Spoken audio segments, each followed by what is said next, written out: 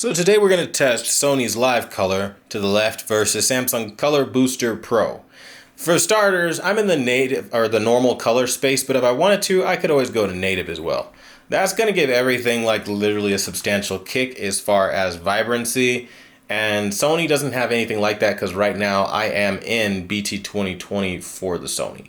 So again, it doesn't go any higher for Sony than BT 2020 as far as the color coverage, and again, I'm not there.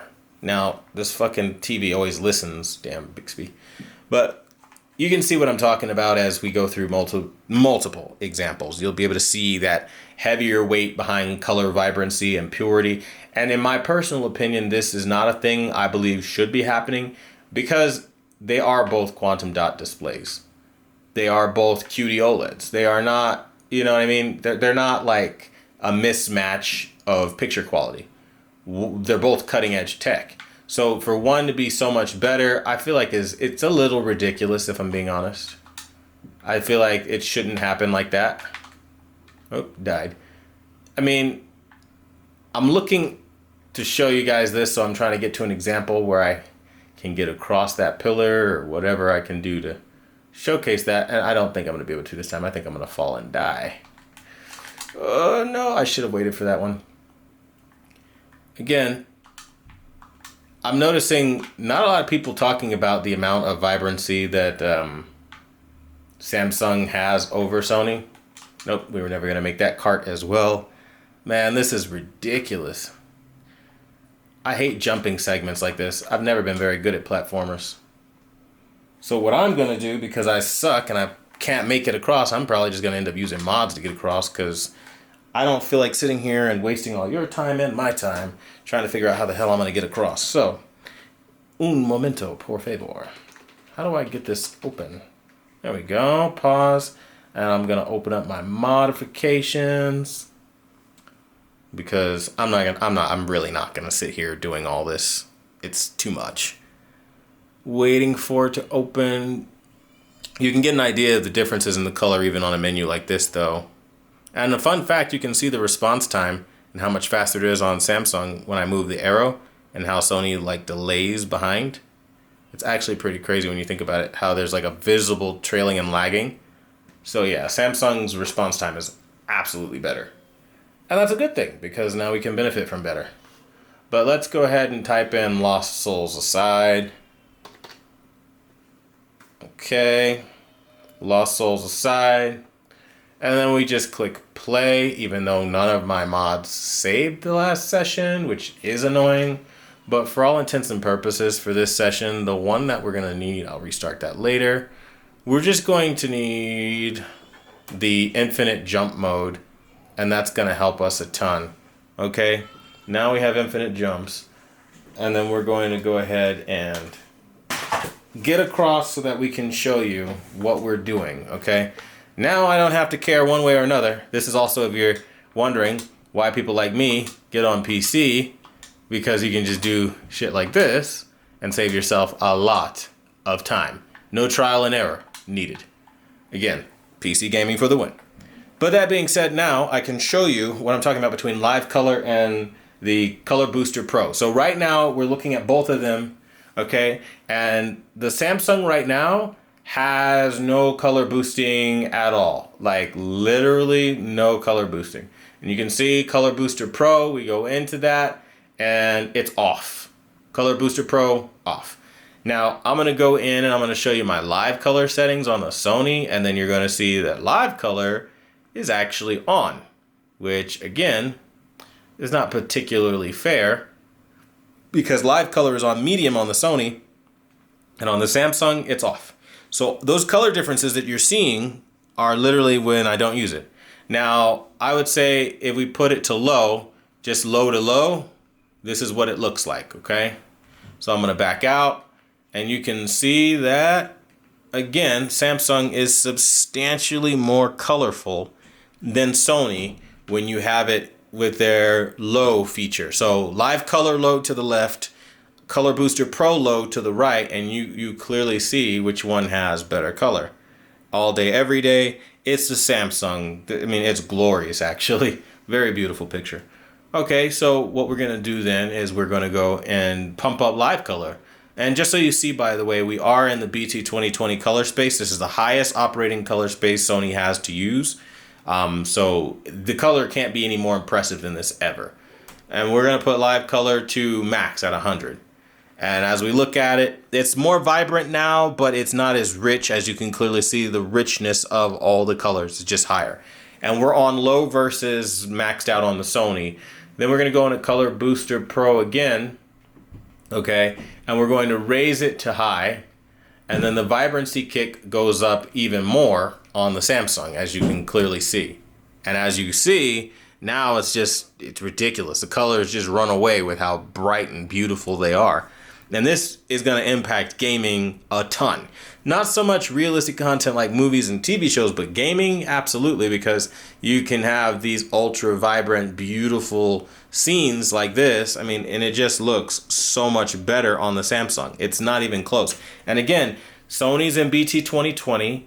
They've had a calibration done. They've had optimization done. Again, BT 2020 right there. Then we go and we look, and we're at live color set to high. So again, the winner, I would say, for giving you more usable color that looks good and impactful would be Samsung. You could turn live color off and then everything looks flat too on the Sony, which we don't want to do. So I'll keep it on low. And what I'll do, just to sweeten the pot for you guys, is I'll also go and turn off Color Booster Pro on the Samsung. No advantage at all, just off completely. And this is what that color difference will look like. And ta-da! They're basically identical, as you can clearly see, in a lot of ways. But if you look, the Samsung still has richer contrast, and the color throw is literally almost exactly the same.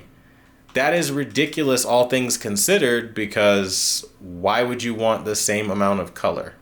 Like, literally, why would you want the same amount of color as the feature off? And this just goes to show you, again, like the level of desaturated the Sony truly is, or subdued their color is very high. And in the past, Sony was known for very visually appealing, very vibrant image quality, and it's not there anymore. And again, I'm showing you this with a gaming example, because right now my PC is set into 12-bit RGB, and I think this will be perfect to pair with BT 2020 on the Sony as well. And you can clearly see that, unfortunately, as much as we would like them to get the job done, Sony's just not getting the job done. And again, they're on live color low, and I've turned off color booster entirely. So there isn't an avenue where Sony can overtake Samsung as far as color. So if you've read anywhere that, you know, Sony covers 90-something% of whatever, numbers are cute and all that jazz, but when you look at it with your own eyes and you see it for what it really is, it's very obvious that Samsung's the better TV. And I don't understand personally how Value Electronics, any YouTuber from any given day, could fix their lips to say anything other than the Samsung has the better picture, because it does. And this isn't just about color. While this video is about live color versus Color Booster Pro, you know, you're seeing that even with Sony and their Triluminous Max, beautiful marketing. I think it was a great marketing ploy. You're just not seeing everything that you get on the Samsung on the Sony. I mean, again, look at the clouds. Look at how subdued skies are on the Sony. And you'll notice this across every YouTuber's video. Look at the skies in their video. Anytime there's a sunset, it looks very subdued. Sony does not do a good job of capturing or even giving you that I want to say magical feeling that they used to give you, where when you were watching something, it had like this bioluminescent glow. It felt right. It felt good. Colors made sense. Now everything is really blue, and you lack just the natural look of the scene like what you would have had, where before we had that. So again, on the Sony, unfortunately, you are making a bit more in the way of contrast compromises that you didn't have to make on Sony before. But more importantly, color. Big one here that is ultra subdued. And I mean ultra subdued compared to what Sony used to look like. Now, luminosity is beautiful. They still have good contrast. Don't hear that they don't. Because they do. It's good. It's just not like what Sony is supposed to be. There's no way Samsung should be able to have this kind of depth over a Sony. Now, one area, again, I must specify where Samsung, I wouldn't say falls behind, but doesn't do as good as the Sony is, again, the impact of the luminosity in those smaller highlights does tend to feel better on the Sony, but I'm also not using anywhere near the full screen's capability. So that kind of goes away because, again, when you use too much brightness, you lose contrast, and that's why I've subdued the contrast severely on the Samsung. But again, if I were to raise the contrast up to right about, I would say 9. 9 on the contrast is about what Sony is outputting regularly. That's what it boils down to. And that's what it looks like when we do that. And as you can clearly see, I'll let the cutscene play out and you'll see it for yourself. The Samsung is brighter than the Sony. You clearly could see that. And it's a good feeling brightness that, even though it's bright, still has a shit ton of contrast. Where the Sony, as it gets brighter, some things wash out a bit. Everything on the Samsung is three-dimensional. Sony, not so much. On a side note, this entire scene here reminds me a lot of Code Geass. Don't know if you've seen that anime, but it definitely has a very Code Geass kind of feel.